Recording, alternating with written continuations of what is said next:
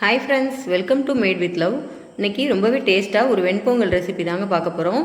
இது ஹோட்டல் ஸ்டைலில் செம்ம டேஸ்ட்டாகவும் இருக்கும், அதே நேரத்தில் ரொம்ப ஈஸியாகவும் செஞ்சிடலாம். வாங்க இது எப்படி செய்கிறதுன்னு பார்க்கலாம். இது பண்ணுறதுக்கு நான் இன்றைக்கி 1/2 டம்ளர் அளவுக்கு பாசிப்பருப்பு எடுத்திருக்கேன், 1 பங்கு பச்சரிசி எடுத்திருக்கேன்.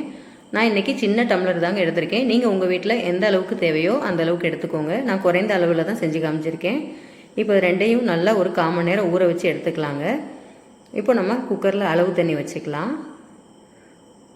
1 டம்ளர் அரிசி 1/2 டம்ளர் பாசிப்பருப்புக்கு நான் 6 பங்கு அளவுக்கு தண்ணி சேர்த்துக்கிறேங்க. இதுதான் கரெக்டாக இருக்கும். நான் அந்த அரிசி ஊற வச்ச தண்ணியும் சேர்த்து மெஷர்மெண்ட்டுக்கு எடுத்திருக்கேன். 6 பங்கு தண்ணி சேர்த்துருக்கேன். அப்போ தான் நம்மளுக்கு நல்லா குலைவாக வெந்து வர்றதுக்கு நல்லாயிருக்கும். இப்போ கொஞ்சமாக உப்பு சேர்த்துக்கலாம். பொங்கலுக்கு தேவையான அளவு உப்பு சேர்த்துட்டு பெருங்காயத்தூள் சேர்த்து நம்ம குக்கரை மூடி வச்சிடலாங்க. ஒரு 5லேருந்து 6 விசில் விட்டோன்னா கரெக்டாக இருக்கும். நல்லா குலைவாக இருந்தால் தான் நம்மளுக்கு பொங்கலுக்கு டேஸ்ட்டாக இருக்கும்.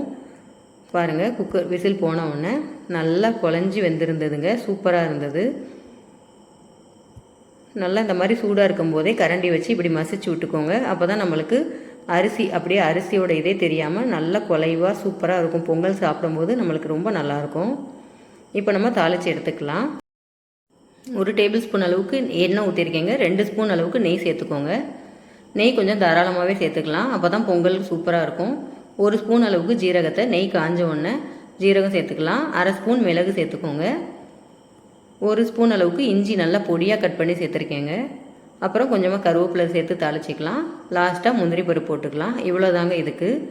நல்லா அந்த நெய்யிலேயே முந்திரி பருப்பு எல்லாமே ரோஸ்ட் ஆகிற அளவுக்கு நல்லா வறுத்து எடுத்துக்கலாம். முந்திரி பருப்பு கலர் சேஞ்ச் ஆனவுடனே அடுப்பு ஆஃப் பண்ணிடுங்க.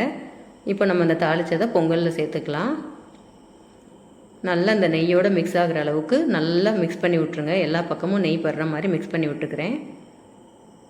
பாருங்கள், சூப்பரான வெண்பொங்கல் எவ்வளோ சீக்கிரமாக செஞ்சு முடிச்சிடலான்னு பாருங்கள். ரொம்ப ஈஸியாக செஞ்சிடலாம். நம்மளுக்கு ஒரு சாதம் வைக்கிற டைம் தாங்க எடுக்கும். சாதம் வச்சு நம்ம தாளித்து எடுத்துருக்கோம், அவ்வளோதான். ஆனால் இதோட டேஸ்ட் அவ்வளோ சூப்பராக இருக்கும். உங்களில் எத்தனை பேருக்கு வெண்பொங்கல் ரொம்ப பிடிக்கும்னு எனக்கு கமெண்ட் பண்ணுங்கள். இதுக்கு சாம்பார் தேங்காய் சட்னி வச்சு சாப்பிட்டோன்னா அவ்வளோ டேஸ்ட்டாக சூப்பராக இருக்குங்க. சூடாக சாப்பிட்டாலும் நல்லாயிருக்கும், ஆறுனோன்னு சாப்பிட்டாலுமே இதோட டேஸ்ட்டு செம்மையாக இருக்கும். இதே மாதிரி அளவுகளோட நீங்களும் உங்கள் வீட்டில் ட்ரை பண்ணி பார்த்துட்டு எப்படி வந்ததுன்னு எனக்கு கமெண்ட் பண்ணுங்கள்.